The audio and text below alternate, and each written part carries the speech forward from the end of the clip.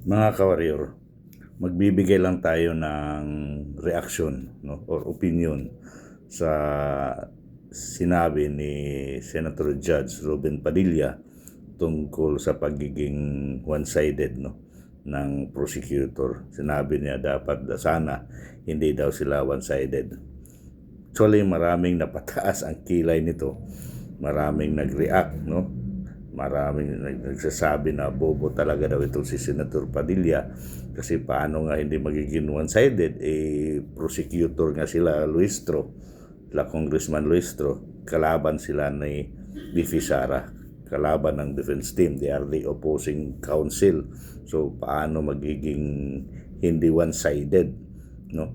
Meron pang mga abogado na ewan ko, hindi pa siguro to sila nakaranas na maging court lawyer or maging prosecutor, kaya may nag-react din. Marami ding mga professional na nag-react negatively, no, sa sinabi ni Senator Judge Ruben Padilla.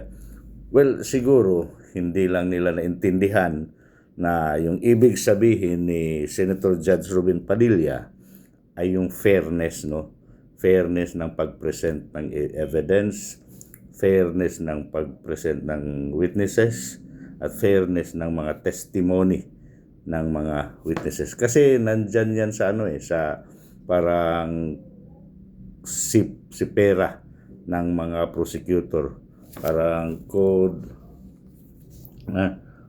of professional responsibility and accountability ng mga prosecutor. So sabi dyan sa Canon 2, no, ng sipera ng mga prosecutor,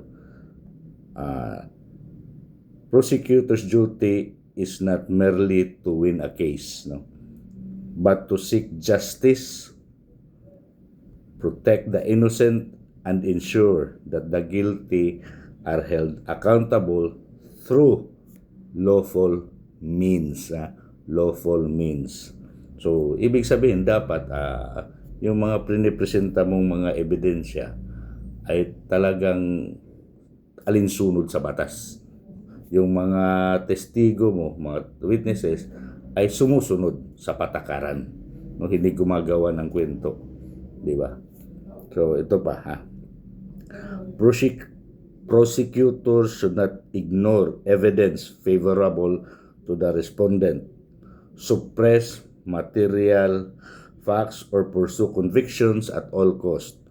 The ultimate obligation is to justice, not victory. Tingnan nyo. Yan yung sinasabi dyan sa Section 31, Canon 2 ng sipera ng mga prosecutors. Tapos ito pa yung mga interesting parts, no?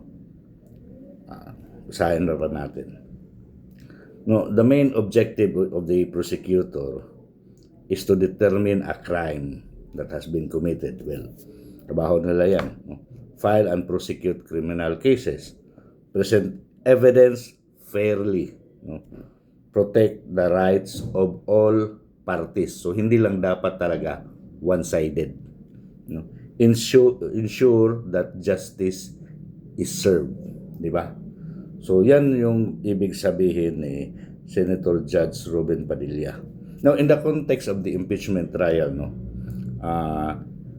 the House prosecutor in the impeachment trial, their primary role is to present the articles of impeachment, introduce evidence and witnesses, prove the allegation against the impeachable official, assist the Senate in determining facts. However, no, even in the impeachment proceedings, prosecutors are expected to present the case fairly and truthfully rather than merely seek conviction at any cost, no?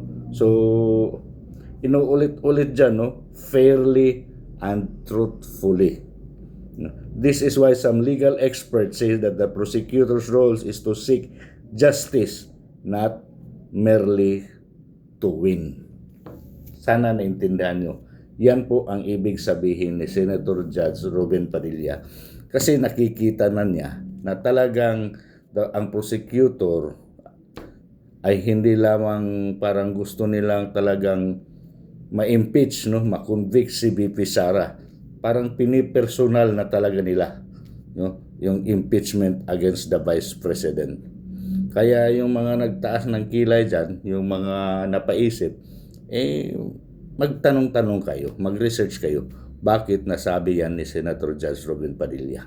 Di ba? Mas magaling pa nga si Senator Judge Robin Padilla kaysa ibang Senator Judges na pa-English-English pa kung magsalita.